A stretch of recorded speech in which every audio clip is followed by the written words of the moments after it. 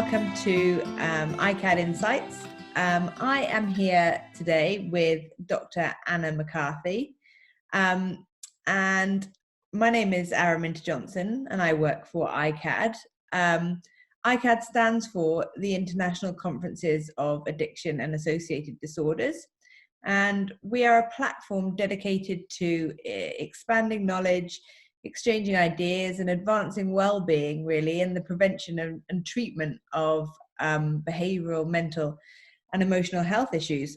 Our aim really is to facilitate open dialogue within these fields, and we do this through our communications network and our ongoing series of global conferences, which include the conference that is happening this year in London.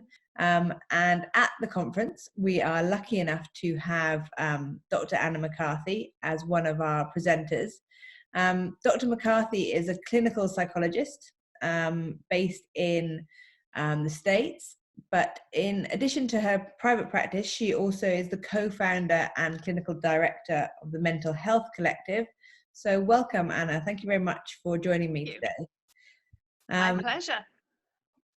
We're here today really to discuss the topic that you have chosen to talk about at iCAAD London, which is the importance of functional recovery from mental health issues. I've heard of the term functional medicine before, but I've never heard the term functional recovery. Are the two linked at all, or what is functional recovery? So, yeah, I would say my working knowledge of functional medicine is that it's a very holistic approach to wellness. So looking at things that perhaps traditional Western medicine doesn't look at. And I think that functional recovery is sort of examining some variables in a patient's life that the traditional medical model also doesn't look at. So I'd say that perhaps that's the overlap, is sort of taking a broader perspective when thinking about wellness.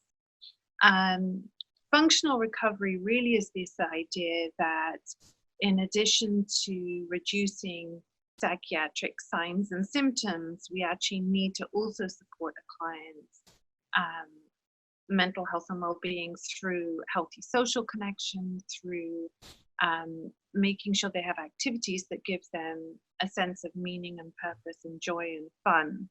And without those things, if we just focus on psychiatric stabilization, if a client then goes home and they're isolated and they don't have a life that feels valuable to them, they're really likely to actually regress back into their psychiatric problems. So that's sort of in a nutshell what functional recovery is. Okay, brilliant. And how did you become involved or interested as a clinical psychologist in sort of the more holistic side of recovery and well-being and that functional recovery, really?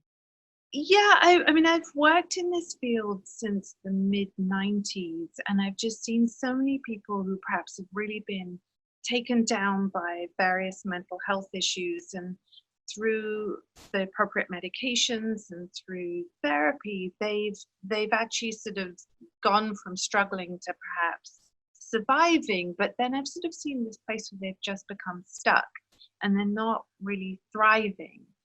They're sort of existing, but socially isolated, not really enjoying life, not really considering their life to be something that they value.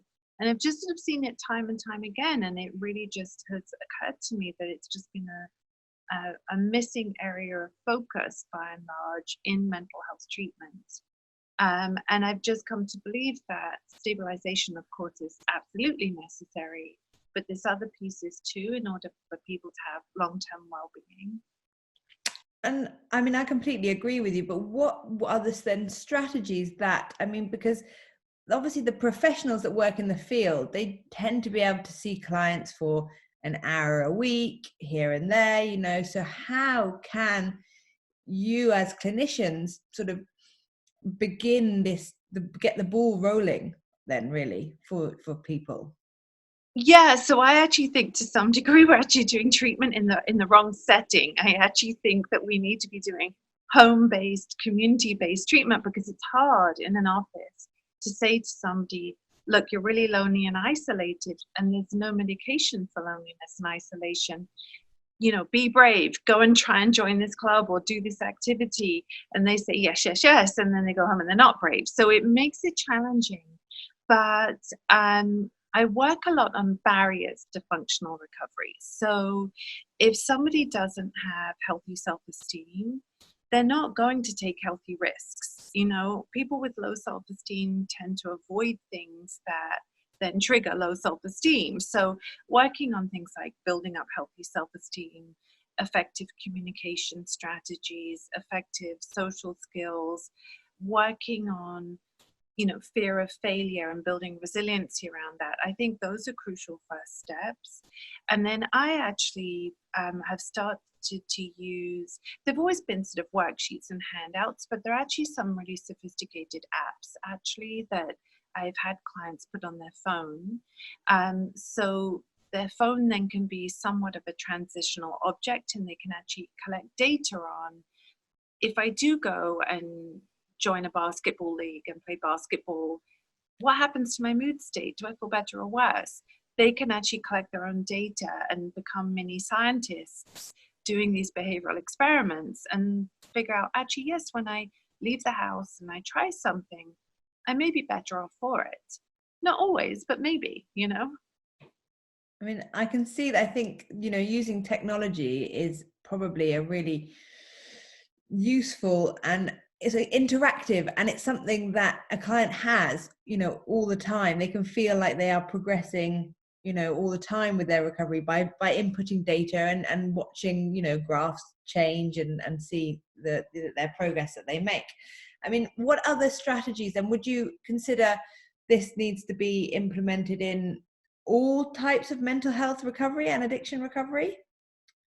Yeah, I actually really think so. So there's actually really interesting cross-cultural data on schizophrenia, showing that actually people with schizophrenia who live in developing nations actually fare much better than people with schizophrenia in this country. And it's sort of a little counterintuitive, but actually one of the theories behind that is that in developing nations, they tend to be collectivistic cultures. And so often signs of schizophrenia are externalized. You've been cursed by a spell or something like that, and the village won't actually make that schizophrenic an outcast, but rather work within cultural norms to sort of help that person in their recovery from schizophrenia.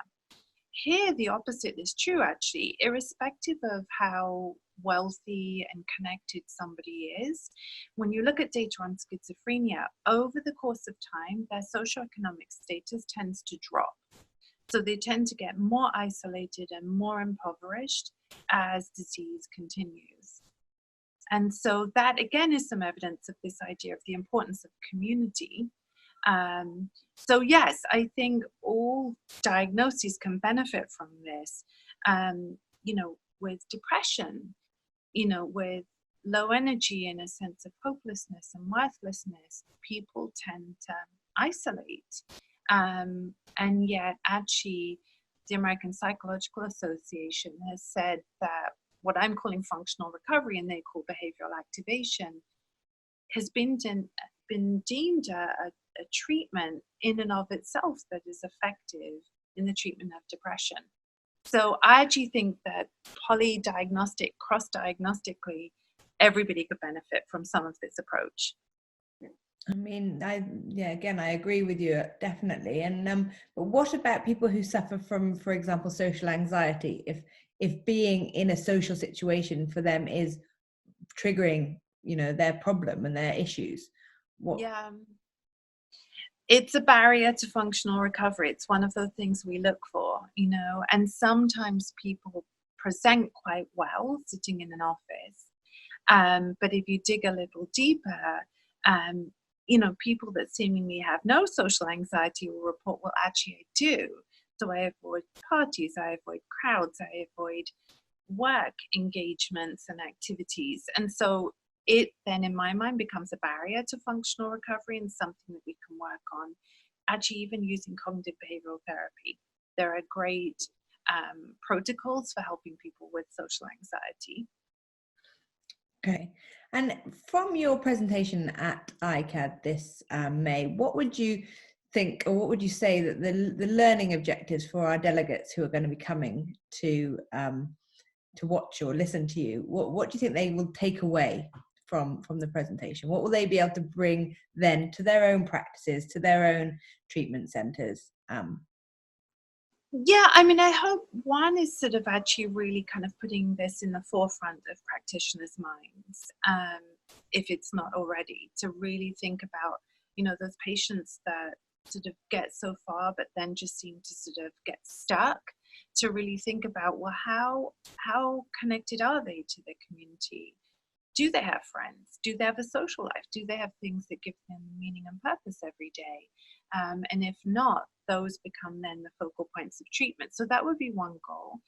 I think another would be to have a thorough understanding of barriers to functional recovery. So we've named a few. So low self-esteem, social anxiety, fear of failure, sometimes for people being really adhered to their diagnosis and their sick role. And if I let that go, well, then who am I going to be in this world? So really having a thorough understanding of what are the barriers to functional recovery that we should be looking for. And then actually some tools. So if you're doing office-based work, how can you help somebody take some healthy risks in order to engage in functional recovery processes? Okay, and how? I mean, I'm really interested in that. How can you because, like you said, you can help them, you know, raise their self-esteem and perhaps look for areas they could potentially find purpose. But I mean, like you said, you can't force someone to go and, I don't know, go and play in a band or join a sports team, or you can't. I mean, no, you can't. But there's so many things we do in an office. I mean, even psychiatrists prescribing medications, you can't force someone to take a medication. So, you know, we don't have power and control over anybody else at all. But it is sort of getting that buy-in. It's working on resistance. It's working on hopelessness. It's working on building some hopefulness and a willingness to do some experimentation, scheduling these things, working on barriers to functional recovery, getting somebody to do it with you so that you're accountable to somebody else, using apps and scales to measure your mood state before and after activities. These are all ways to sort of up the probability that somebody might be willing to give it a go. Okay. And then obviously here at the Mental Health Collective, we help people. We organize activities in the evenings and at the weekends. People are not sitting in their rooms twiddling their thumbs. And then we actually help people collect data about their mood state before and after activities. So they're keeping their own record of, when I went surfing, how did that affect my mood state? When I went to the beach, how did that affect my mood state? So we actually help them along the way here when they're in our residential program. Oh, so the Mental Health Collective is a residential program, is it? Mm-hmm. I didn't realize that. Yeah. Okay. And it's a residential program for mental health issues? Yeah, for primary mental health issues. Okay. So the other thing you mentioned that sort of interested me was this idea that people are kind of almost need this diagnosis. They need that label because it gives them a sort of well, it defines them. It becomes them, I guess. When you are a depressive, or you are I'm anxious. So you use the label. People can tend to use that label to almost as an excuse, almost as a, well, I can't do that because of this. And I think I'd like to understand more about why people cling on to those they're not like negative, they're not negative, just why they would want to hold on to that sense of I suppose hold on to the illness, hold on to the label. Yeah, I mean, it's a good question. I mean, I think that sometimes when people have had long-term struggles, it really does become their identity. So people talk about, I am depressed, like I am Anna, I am depressed, instead of I'm Anna and I'm having the experience of depression right now. There's somebody by the name of Stephen Hayes, and he created a therapy called acceptance and commitment therapy. And he talks a lot about this. He talks a lot about the language that we use.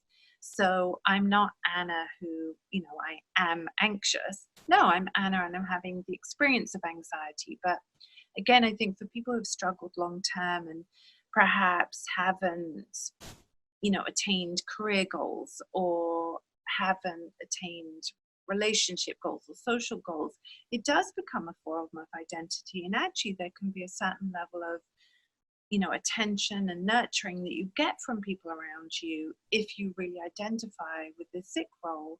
And I think for some people they're really afraid that if I'm not this sick person, who am I going to be, and am I going to be invisible? Will anyone actually see me if I'm just an average well person working an average job, So I think for some people, it's really worth exploring this adherence to this sick role and the gains they get from it. I don't even think it's intentional. I think it just sort of happens over time. And I think family systems can get really entrenched in lessening expectations. And again, there's nurturing and attention that goes into dealing with the person who is overly adhered to their sick role. So yeah, that idea of secondary gain, that idea of payoff from a sick role, again, I don't really think it's intentional, but I do think it can happen over time. We want to be able to extract people from that. We're so much more than a diagnostic label or an ailment. Yeah, I think that, I think you're right. And when you say some people, perhaps, and it's perhaps to do with entrenched families and dysfunctional family systems, perhaps there's been an expectation on someone that they will achieve something at some point and they don't get there. And having this identification as a person, as you put it, that can be the excuse. It's because of this, not because I've just didn't achieve what I was, hoping to achieve in my life, but actually, this is my reason for it.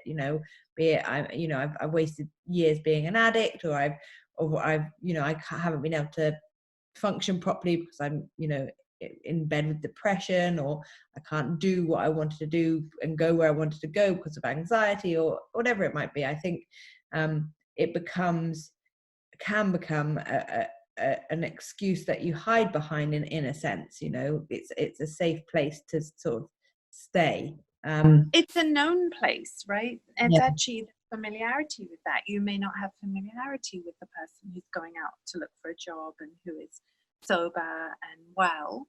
So I've actually seen cases where family members have said, yes, I want my loved one to get well, but actually in reality it's sort of, I want them to get a bit better, but not entirely better because I don't want to lose my role, Yeah. So family systems can really actually also reinforce this sick role and sort of don't get too well, because then we lose our role along the way.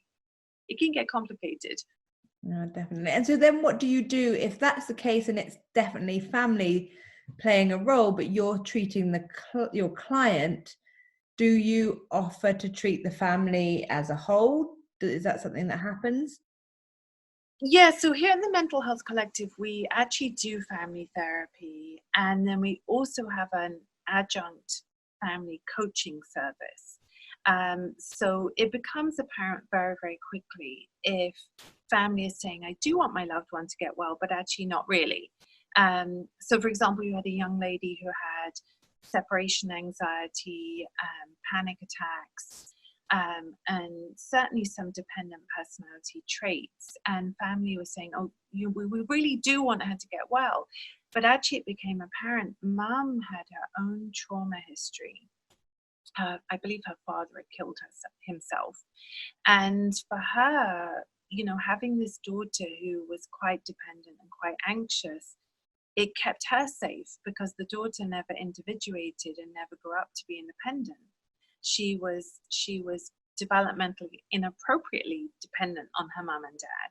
And in fact, when she was having anxiety, she'd go and sleep in their bedroom as a fully grown adult. And so it became apparent that actually really the focal point to some degree needed to be mum, who needed to be able to let this adult child individuate and grow up and be her own person.